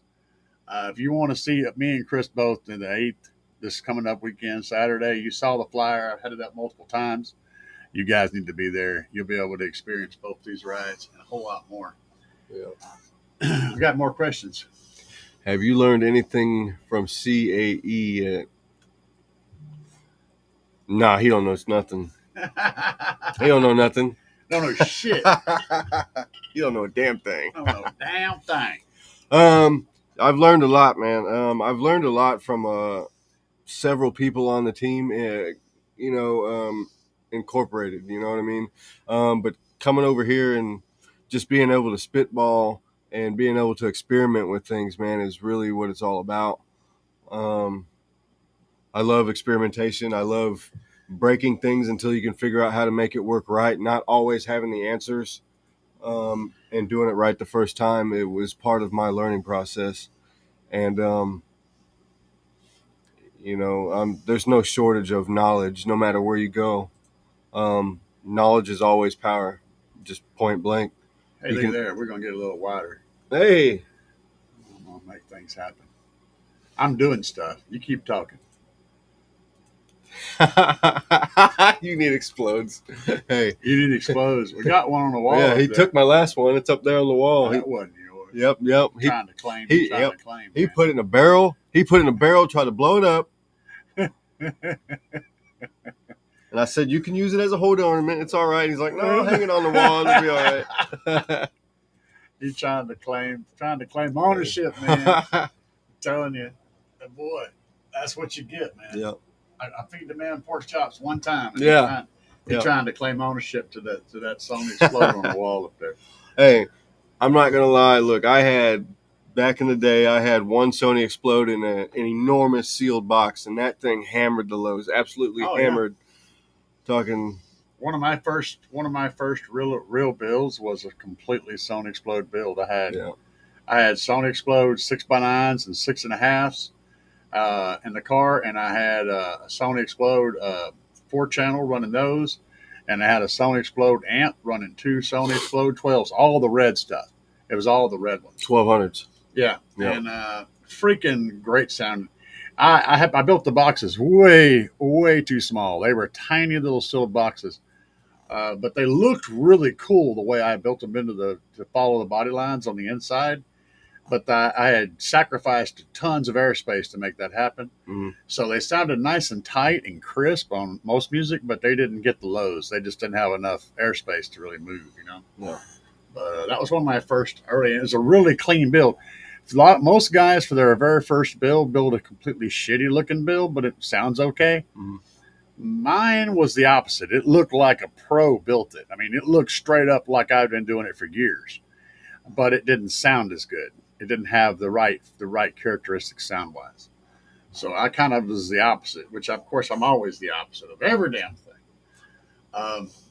Well, I didn't hit 180. No, I'm at 153.2. Yeah. And that's on a below the window line box on 8,000 watts. Yep. That's a solid score. This is that sub you was talking about. No, that's the holes. That's not the one? Wait. You sure that's not the one? Yeah, that's it. Let me see it. God damn, that thing's expensive. Yeah, that's the one.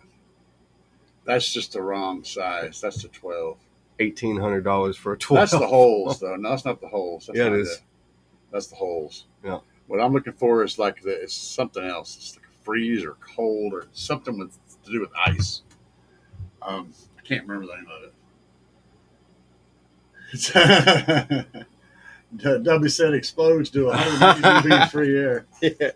Yeah, right the time they blow up. Oh, yeah. Straight up dropping the hammer. Let me scroll through here some of the older comments and see if I'm missing anything. All right, no, I think we're good. We've pretty much got it all on here. We're caught up to the current stuff. How big is the box? We covered that. What radio you're running? Are you planning a processor or DSP? That's to you also. I am running a DSP. I'm running just a cheap aftermarket Pioneer Bluetooth head unit from Walmart. $70. They don't have any sub out or anything like that. But I mean, it puts out, but it doesn't put out like it needs to. I need at least 2 to 4 volts. His head unit is fine for now, but it could use an upgrade. It needs an upgrade. Let me switch my microphone to a double cardioid so it'll pick us both up better. Maybe. Now speak, please. Just talk normal. Just say something. A colored. Yeah. All right, so now we're both on a cardioid. So one of us will be coming out of one speaker and one of us will be coming out of the other speaker. I got the double cardioid turned on my mic. Before it was killing me. I have it set up to block noise, so when I run my microphone, I run it in a cardioid pattern that just focuses right in front of it. So any sound that comes in a room that's away from the microphone tends to get blocked by the fact that the mic is directional. But it's got a double cardioid that allows it to pick up on the left and the right, which is what I'm using right now. Thought I'd explain that to you because you guys are sound people. You should, this kind of stuff is interesting anyway, right? The only trick is I'm on the wrong side. So if you're hearing the audio, you're probably hearing me on the right and him on the left, although he's technically on the right and I'm on the left. So that's going to be confusing for your brain, but confusing your brain is something we spend a lot of money trying to do on a regular basis, huh, Chris? That's right. Yeah. Like first it's, the little sip of beer whenever you're a kid. then it grows and grows into other things. I have no idea what's going on. Yeah, and then when you finally get past all that, you use large amounts of bass to confuse your brain, and ride roller coasters, and watch movies and magic tricks, all about confusing our brain. It's funny how much effort and time we put into Bass. Yeah. no to confusing our brains. It's love, like we want to experience things that are out of the ordinary, that we spend a lot of time trying to do that. we strive for that. Yeah. So yeah, I'm 2 ohm. He's 4 ohm. 2 ohm and 4 ohm. So you're demented, dude.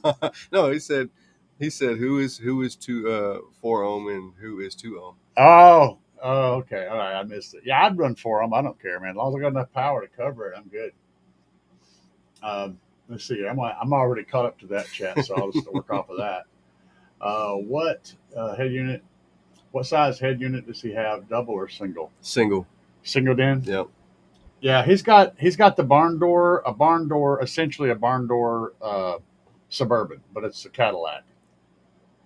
It's a 2000 Cadillac Escalade. 2000 Cadillac Escalade. Like I said, it's the barn door. It's the last. It's that model, that year, that. What's the word I'm looking for? I don't even know what the word I'm looking for is. That. Huh? No, that's not the word. It's their casket doors. The barn back doors. Yeah, barn doors. Yeah. But that there's a word for a certain, like, when a car changes, right? You know how you have it'll be the same for a while and then it'll change to a different look. Yeah. Can you put that up on the screen there? What is it? What you got? They were wanting to know what I had. Oh, I had it up on. I had it up earlier. Oh, I had the video playing. Okay. Yeah, you weren't watching. No, I was in a meeting. This is when we were in the meeting, but I had the video going, showing the box build. In fact, it's where the hell is it? I don't even know where it is. It's where did it go? It's probably right here. I probably replaced it. It's a little preliminary. video. Yeah, there we go. To get the Yeah, Steve, openness this to is match the up. box we were working on. That's Chris doing his thing. That looks good. I like to use too much glue. I love it. Yeah, glue is good, man. Don't scrape so hard though. Don't move so much. Leave a little bit on there. Yeah, I had to stay There you on go. top of him. One of the things he wanted to do is he'd wipe it too thin. The glue, you want to have enough to where it works its way into the surface of the two materials that you're gluing. You want to eliminate any air pockets in there. So you want a complete glue surface to surface contact, but you don't want to wipe that off, or then you wind up with holes and air pockets. But you also don't want to have so much on there that it's just pouring out on the floor whenever you press the pieces together. And that's the part we had to try to get into his head, was where that line was, how much glue it took to get the adhesion you're looking for without being wasteful and stupid with it. And it's kind of a time you want about that much. If you see on the video there, I don't have it pulled up, about where his hand is, where his knuckle is, that's the kind of layer you're looking for. Just, you want it to be thick enough where you can't really see the wood underneath it, but you don't want it to be puddled at all. What's going on over here? CAE. Hold on, I'm gonna have to revert back to this because the chat's moving too quick. Double den conversion. Yeah, I know, and we can do a double den or a den and a half. That's last on the list, but it is something that is on the list.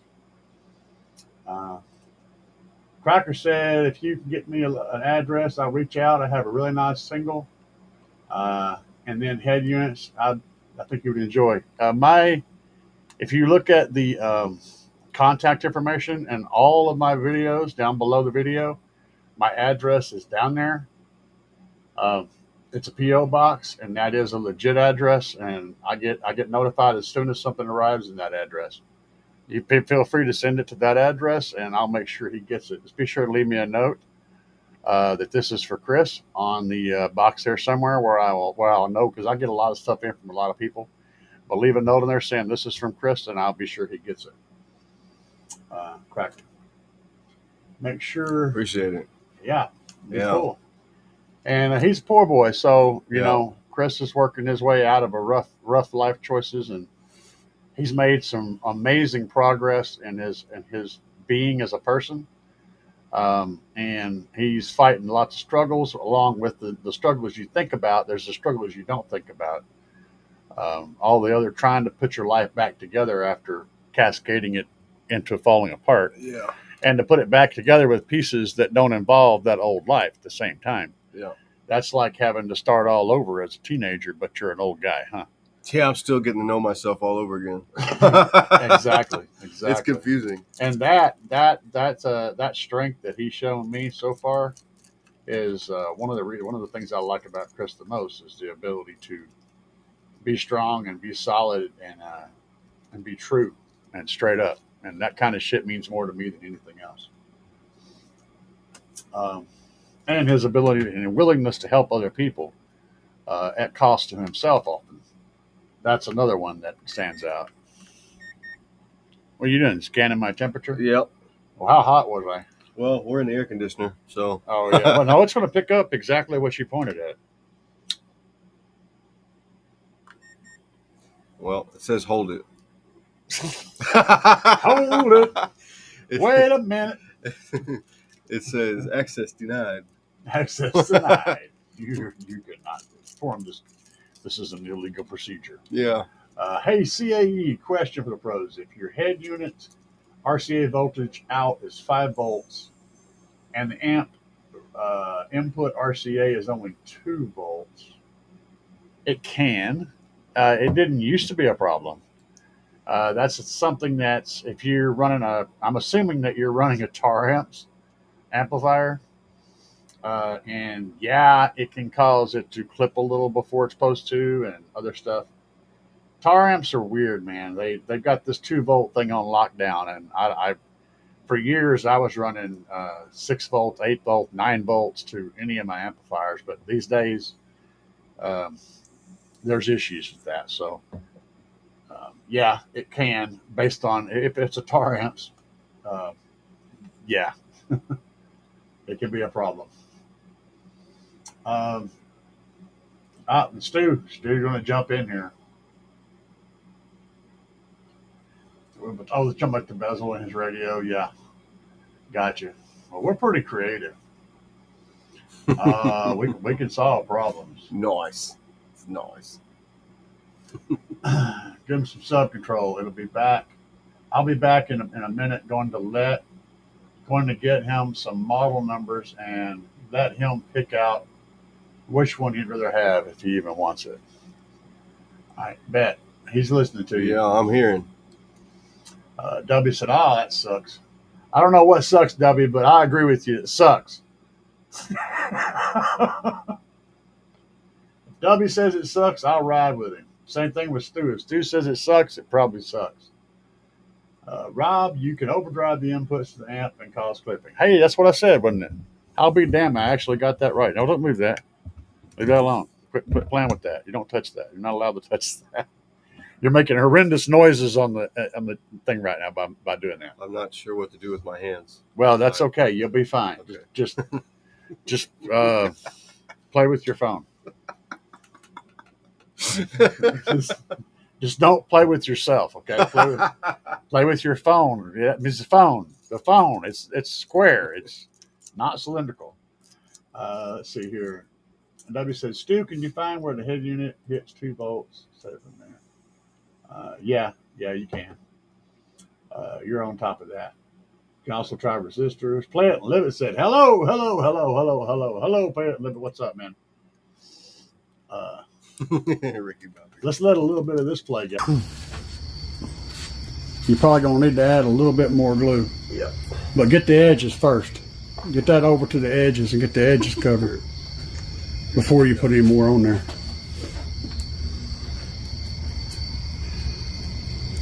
There you go. Stop licking the terminals. This is our bottom, or the inside port baffle.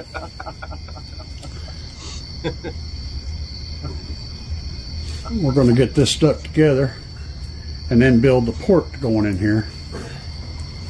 Things seem to kind of line up. We're going to bypass some But of this is really nice and smooth.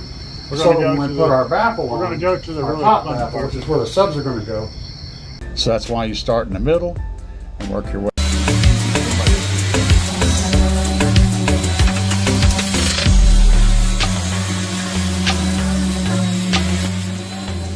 going to be famous by the end of this. It's already got the This is the top baffle. We're getting ready to cut it. And the bottom baffle's already been cut, so we're going to cut through the holes. We already had them all centered up, so everything's going to line up. And yeah, that would be the easiest way to do it. What W's saying up there, that'd be the easiest way to do it, is to set your stereo up to where your output is at 2 volts max, to accommodate that damn amplifier and its weird 2 volt maximum kind of thing. So right now we're doing the cutouts on the box, and you notice one of them has got a little piece of something in front of it. That's actually the corner 45. We came into the speaker hole with all of them, and that's the one we put in last. It hasn't been cut out yet. And at this point, we're not even, the box isn't nowhere near done. He just can't wait to put subs in there and see what they look like. And we're also testing them. So we have the baffle is not attached yet. That one end is not attached. It's just a couple of screws holding everything together. Just trying to get it all ready, and we're going to pull it apart. You see how we have the corner 45s on the top there, on those two sides? We still got to put them on the other side, but they actually come into the speaker hole. We wanted to make sure we had lots and lots of bracing, and everything was rock solid.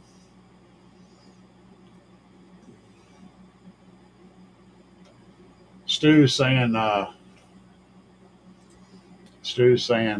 Rob, if your head unit has speaker level controls, turn them down as one easy way of limiting the output. Absolutely. That way you don't have to memorize your volume setting. You can just turn down the levels on it. Or just get a DSP and run it into a DSP. I mean, this one behind me back here is, what, $160, I think? Yeah. And for the B2? B2, Yeah, that B2 DSP is $160. That would eliminate, that gives you all the controls you need to sort out any problem that you're going to run into. You could use it to reduce your voltage, so that you're not putting too much voltage into your amplifier easily. Let's see what else we got going on here. W said, KDC. I was going to ask Stu, if it's for subwoofer, can you set the subwoofer setting lower on the head unit? Yeah, yep, exactly. That's what we were basically saying. Yeah, that's got to go in there, but it's still got a little left to go, man. We'll get it put together. Oh, okay. All right, cool. So, oh yeah, right here. You already got this? Yeah. And if I'm picking, man, I would probably pick the Kenwood out of those. I like the Kenwood's operating system and their software better than anybody else. Alpine is usually a solid choice too.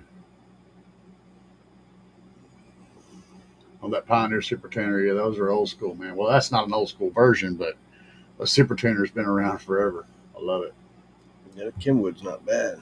Now, the Kenwood's the one I would pick out of those three, personally.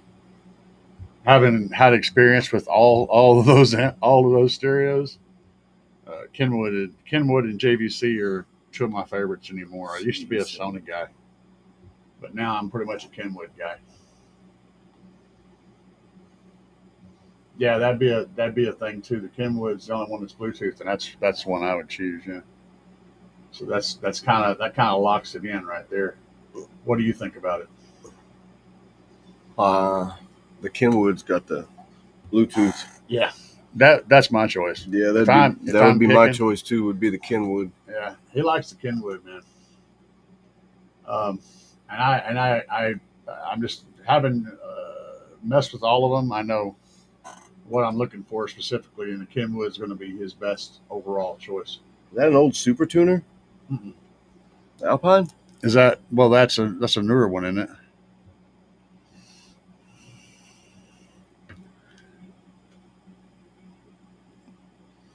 Yeah, that is an old one. Yeah, an older one. It's not old, but it's an older model. Yeah. Yeah, I think the Kenwood is the jam.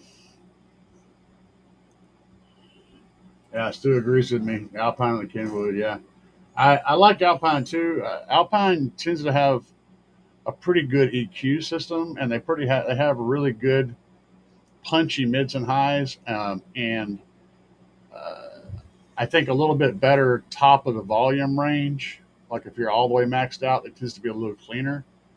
But I don't like Alpine's menu system, and I don't like a lot of the things that they have going on inside there, software wise.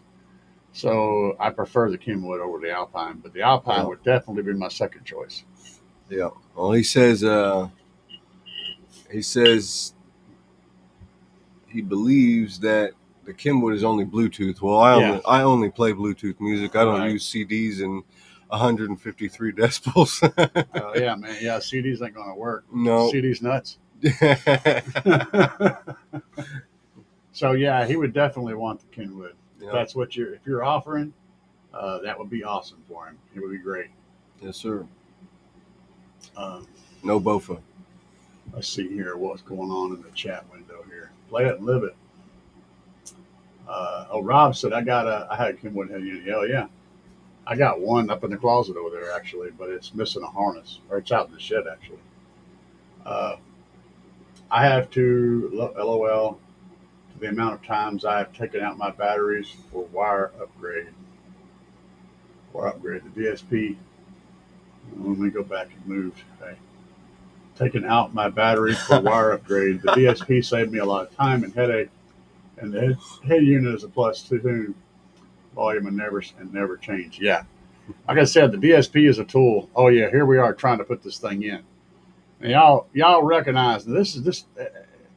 Chris doesn't look like he's much younger than me, and he looks like he's a lot younger than me, but he's not. He's actually close to 40 years old. Yeah, 30? I'm almost 40. Yeah. He's almost 40, but he's in a lot better physical condition now. On the other hand, Old Josh. Joshy over there has got some serious physical problems, and he's struggling to do his half of the work. But Chris was being nice. He was like trying to offer him lifting tips and stuff, which was great. You know, Chris was being nice. I was picking on him a little bit. Chris was being really nice to him. That's a testament to Chris's personality. He loves to horse around and play and tease, but his nice bone overwhelms that most of the time. So he's even going to give him the easy side. I even gave the easy side. Yeah. And it's like, and we're ready to go, And he's like, nope, that ain't happening.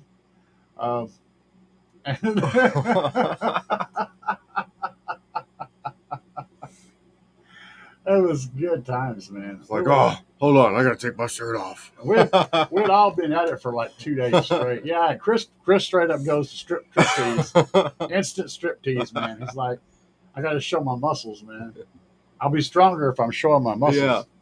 The bigger I look, the bigger I am. The bigger I look, the stronger I get. Here, let me grab the heavy side. Thank you, Cracker. I appreciate it, man. Yeah. I really do. Did he say he sent it? That's a push-up. Oh, yeah. Sweet, dude. That's a push-up. Sweet. Debbie said, here, let me grab the heavy. Stu said, let me grab the heavy side. Well, it's the side by the pole. You know, you can't really. Now, he's wanting to move it, and I'm like, no, get the hell out of the way, man. And just let this old man show y'all how this works. I should have took Josh's side, or really should have, but I figured he would be okay if I grabbed, the middle of the thing.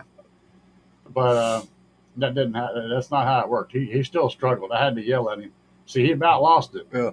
I should have grabbed his side. I'm like, nope, pick it up. Come on, man. I yelled at him. I said, get that thing up in there. And then we got it stuck in here, and I'm like, y'all get out of my way. Watch this. Yeah, let the young man do his work. I had to zoom in because my ass crack came out whenever I did this. Yeah. So I had to zoom in, but yeah, I had to show them. I had to let a real man get in there and show them how it's done. Little shorties. I don't even realize how tall I am until I'm around. You know, I see myself on camera against other people, and I'm kind Oh of yeah. tall. Oh no, I'm just short. Well, you're short, yeah, but Oh, yeah. I mean, you know, yeah. What'd that weigh all together? Subs were 240 pounds. The box was another, what, 300? It was a good 600 pounds, probably. That's what that box probably weighs. Yeah. With the subs in and I'm it. saying that's probably about accurate, maybe a little bit conservative. Our favorite flower. But yeah, what we're doing here is I'm just doing a little bit of last minute sanding on the back, clean this up a little bit better. There was a spot that got messed up back there that I had to go in and fill in with some sawdust and some stuff um, and tighten up that, make it look right. And now I'm just sanding down the patchwork. And I challenge anybody to look on the back of this box and figure out where that was, because you won't find it. But it was very obvious before I fixed it. It's totally gone. And whenever you're there on the 8th, you can inspect the box and see if you can figure out where that was, what I had to fix was. I bet they don't. I bet you they don't either. No voltage output. Hell yeah, Stu. I agree with you. I agree with you, Stu. Just dial it back, man. Well, building that box, were you at all wondering how the box would get in the vehicle? Nope. Well, we sized it to fit in the vehicle. But you know, and Chris, we should have waited and loaded the subs in the vehicle. Yeah. That would have saved about half the weight, you know. Yeah, the box would have went right in. But the same time, then you're in the vehicle trying to load subs. Yeah. So which end are you going to put the make easy? You know, you're going to make getting the box in easy, or you're going to make loading the subs easy. And you get to pick one, you know. Yeah. But it turned out really good. He was very happy with it. Well, you could ask him. He's sitting right here. And we did drop some bass.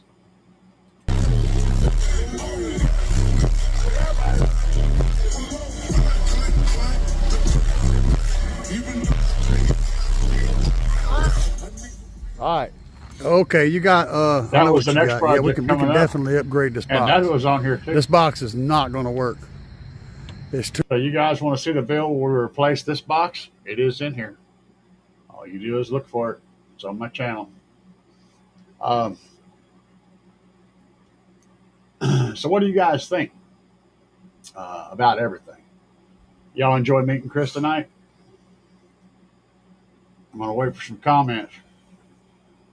Being patient. Waiting for comments.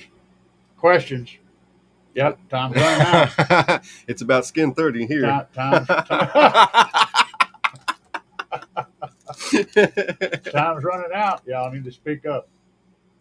If not, we're going to be getting the duck out of here.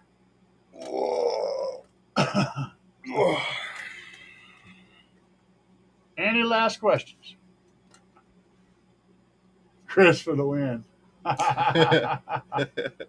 Hey, Stu, thank you. Thank you, brother. You're a hoot, but you should also run Explodes. Hey, if I'm going to run Explodes, I better be running like 10 of them. Yeah, you're going to have to run some serious numbers. Yeah. Oh, yeah. He could probably send some. Cracker said, my better half is trying to find the address to mail to Kimberly with no luck. Give me just a second, and I'll pull it up for you. I'll put it in the chat. Just bear with me a second. Sometimes life can be confusing, and I'm usually in the middle of it.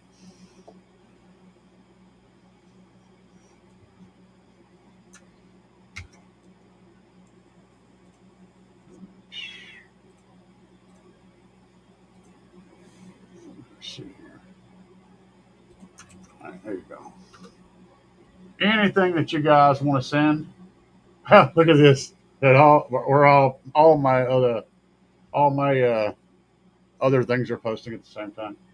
Anything you guys want to send to me or anybody else that I am affiliated with, that's the address. And just be sure and write on it. If it goes to somebody else, write it on there somewhere, just so I know, to make sure, because I may be getting different stuff for different people all over the place, and I just need to know who gets what. So send it to that address, and then we'll be jamming. And we'll post it jamming too. Oh yeah, yeah. We'll get it put in, and we'll put a video up about it, so you Yeah. guys will get to see it. Absolutely, man. Anybody got any other questions? Tell your wife I said I'm sorry. She's digging. It's like, sweet. All right, guys. Y'all are awesome. Rob, turn the subwoofer output down on the head unit. All right, y'all continue to talk, and we're going to go ahead and get that duck quacking. Remind me one day this week, and I'll shoot you some pics of some tool setups that work very well with limited space. Ooh, that sounds fun, man. I'll have to do that. For now, guys, let's get the duck out of here.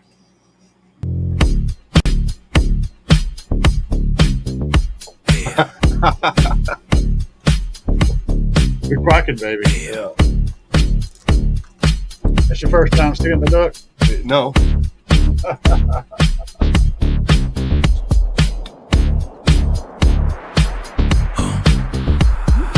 Out here banging up and down the street, slamming it to the ground. Big subwoofers are getting loud. You can feel the booming sound. Getting ready to go. Got it shined up for the show. Hours charging, amps are amping, gonna let the woofers blow. Another one bites the dust. Another one bites the dust. And another one goes, and another one goes, and another one bites the dust. We got more at home. Another one bites the dust.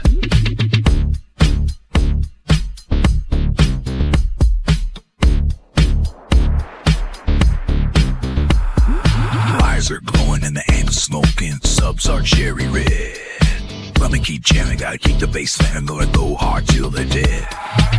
Full power, gotta let it go. 20 hertz in the floating air. Sparks are flying, voice coils are Thanks, flying, and the man. You smoke guys is are in awesome. the air. Another one bites the dust. Another one bites the dust. And another one goes, and another one goes, and another one bites the dust. Hey, we got more at home. Another one bites the dust.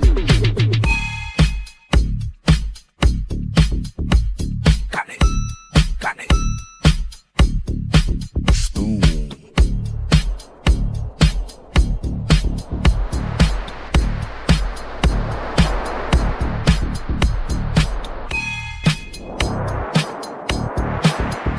Yeah. Night, Rob. Night, Stu. Night, everybody. Dubby. Fuego, Bobby B. Goats.